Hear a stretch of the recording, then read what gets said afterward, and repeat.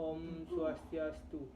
Perkenalkan, nama saya Ide Umaden Rayana, NPM 2020 32 12 19 27. Di sini saya akan mempresentasikan tentang pengenalan pasar modal. Yang pertama ada pasar modal Indonesia. Pengertian pasar modal Indonesia menurut Undang-Undang Nomor 8 Tahun 1995 adalah kegiatan yang bersangkutan dengan penawaran umum dan perdagangan efek perusahaan publik yang berkaitan dengan efek yang diterbitkannya, serta lembaga dan profesi yang berkaitan dengan efek. Pasar modal atau capital market dapat juga diartikan sebagai pasar untuk berbagai instrumen keuangan jangka panjang yang bisa diperjualbelikan, baik surat utang atau obligasi, ekuitas atau saham, reksadana, instrumen derivatif maupun instrumen lainnya. Pasar modal merupakan sarana pendanaan bagi perusahaan maupun institusi lainnya, misalnya pemerintah, dan sebagai sarana bagi kegiatan berinvestasi. Dengan demikian, pasar modal memfasilitasi berbagai sarana dan prasarana kegiatan jual beli dan kegiatan terkait lainnya. Instrumen keuangan yang diperdagangkan di pasar modal merupakan instrumen jangka panjang atau jangka waktu lebih dari 1 tahun, seperti saham, obligasi, waran, reksadana, dan berbagai instrumen derivatif seperti option, future, dan lain-lain. Dana yang diperoleh dari pasar modal dapat digunakan untuk pengembangan usaha, ekspansi, penambahan modal kerja, dan lain-lain. Kedua, pasar modal menjadi sarana bagi masyarakat untuk berinvestasi pada instrumen keuangan seperti saham, obligasi, dan reksadana. Dengan demikian, masyarakat dapat menempatkan dana yang dimilikinya sesuai dengan karakteristik keuntungan dan risiko masing-masing instrumen, sehingga dapat disimpulkan bahwa pasar modal merupakan tempat bertemunya investor sebagai pemilik dana dan perusahaan atau institusi yang memerlukan dana. Sekian dari saya, akan dilanjutkan oleh teman saya. Perkenalkan, nama saya Imade Suradi Kusuma, NPM 2020 32 12 15 17. Fungsi ekonomi dari pasar modal. Yang pertama, menambah modal usaha. Bagi perusahaan, fungsi pasar modal ialah membantu perusahaan untuk mendapatkan dana dengan menjual sahamnya. Saham yang ditawarkan tersebut akan dibeli oleh masyarakat umum atau lembaga lain agar perusahaan bisa mendapatkan dana untuk operasional. Yang kedua, pemerataan pendapatan. Dalam jangka waktu tertentu, saham-saham yang sudah dibeli akan memberikan dividen atau bagian dari keuntungan perusahaan terhadap para pembelinya. Untuk itu, fungsi pasar modal bisa dianggap sebagai sarana pemerataan pendapatan. Yang ketiga, menciptakan tenaga kerja.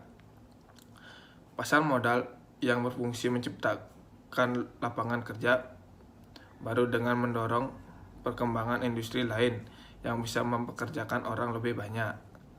Adanya tambahan modal bagi suatu perusahaan juga menjadikan produktivitas mereka meningkat. 4. Meningkatkan pendapatan negara. Dividen yang diberikan kepada para pemegang saham mengharuskan mereka untuk membayar pajak kepada pemerintah.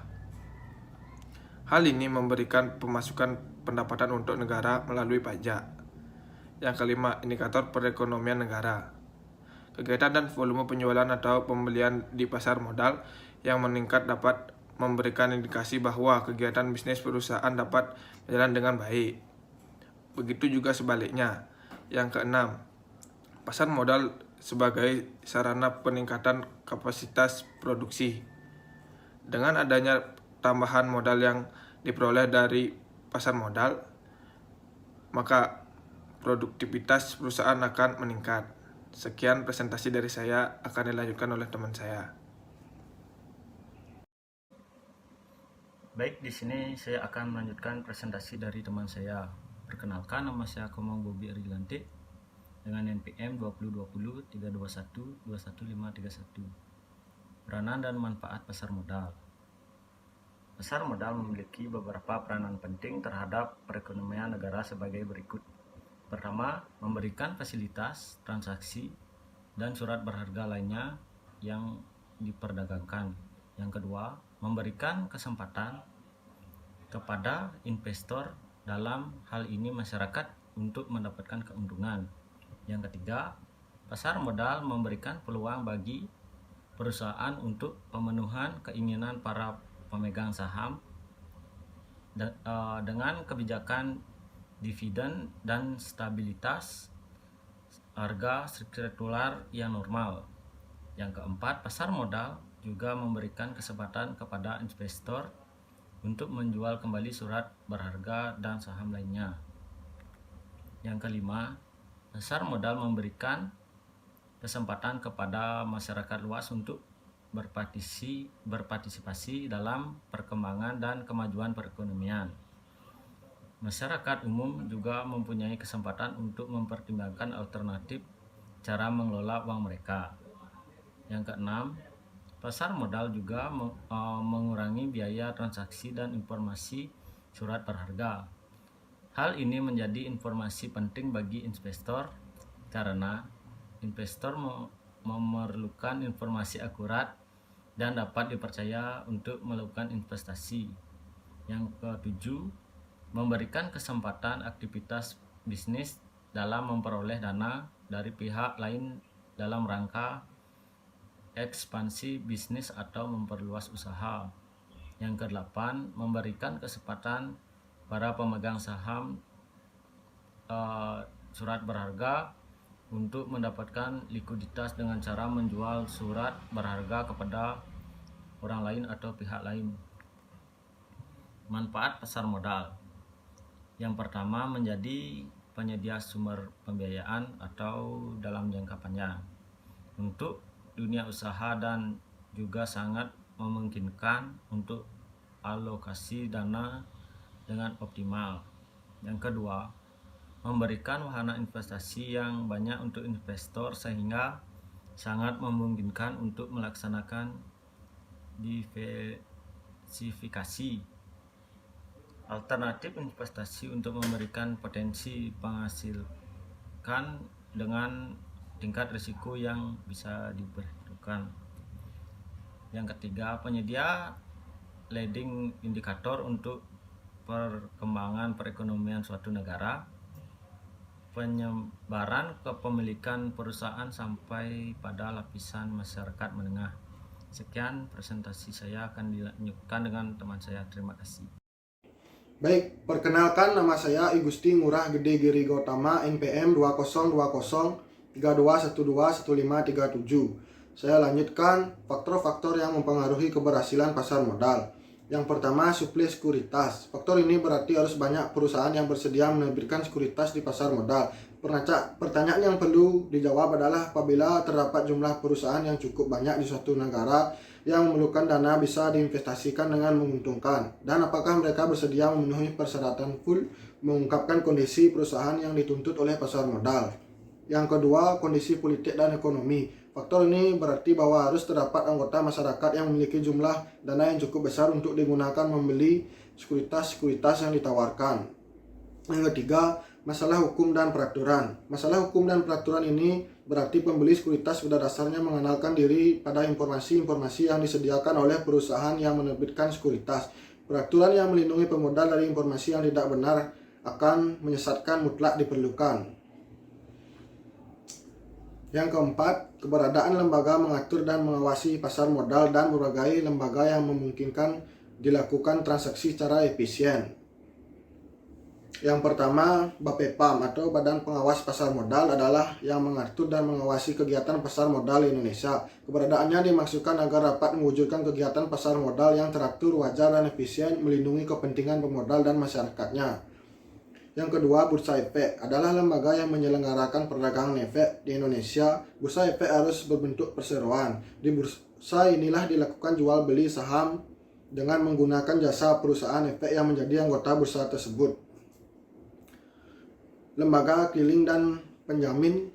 Lembaga ini menyediakan jasa keliling dan penjamin menyelesaikan transaksi bursa. Sama seperti kalau kita melakukan pembayaran dengan menggunakan efek dan clearingnya dilakukan oleh Bank Indonesia. Lembaga ini melakukan jasa clearing untuk jual beli efek di bursa efek. Selanjutnya, lembaga penyimpanan dan penyelesaian. Lembaga ini merupakan lembaga yang menyediakan jasa kustodian penyimpanan efek sentral dan menyelesaikan transaksi efek. Efek-efek yang diperjualbelikan di bursa tidaklah beredar secara fisik tetapi hanya lewat catatan saja. Selanjutnya, perusahaan efek dapat menjalankan usaha sebagai penjamin emisi usaha dari Bapepam. Usaha sebagai penjamin emisi efek berarti bahwa perusahaan efek tersebut menjamin agar penerbitan atau emisi sekuritas yang dilakukan oleh suatu perusahaan disebut sebagai emiten dan dilakukan di pasar perdana dapat terjual semua. Selanjutnya, reksadana merupakan wadah yang dipergunakan untuk menghimpun dana dari masyarakat pemodal untuk selanjutnya diinvestasikan dalam portofolio efek oleh manajer investasi. Selanjutnya, kustodian merupakan yang dapat menyelenggarakan kegiatan usaha sebagai kustodian penitipan efek adalah lembaga penyimpanan dan penyelesaian. Selanjutnya, Biro Administrasi Efek adalah suatu lembaga jarang yang melayani dalam pemeliharaan catatan-catatan tentang pemilik saham. Biro Administrasi Efek berbentuk perseroan yang telah memperoleh izin usaha dari Bapepam. Selanjutnya, Wali Alamat Trustee merupakan jasa wali amanat diperlukan untuk menerbitkan obligasi. Wali alamat mewakili kepentingan pembeli obligasi untuk meminimumkan agar tidak macet. Pembeli obligasi pada dasarnya adalah kreditur. Maka ada pihak yang mewakili para pembeli obligasi dalam melakukan semacam penilaian terhadap perusahaan dan yang menerbitkan obligasi. Wali amanah inilah yang melakukan penilaian terhadap keamanan obligasi yang dibeli oleh para pemodal.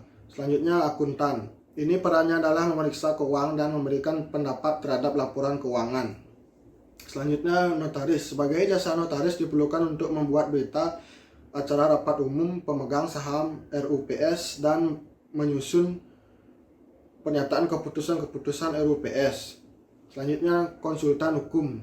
Ini diperlukan jasanya agar jangan sampai perusahaan yang menerbitkan sekuritas di pasar modal ternyata terlibat persengketaan hukum dengan pihak lamaran. Dan yang terakhir, penilai. Ini merupakan perusahaan yang melakukan penilaian terhadap aktiva tetap perusahaan untuk memperoleh nilai yang dipandang wajar. Sekian dari kelompok kami. Bila ada salah kata, mohon dimaafkan. Terima kasih.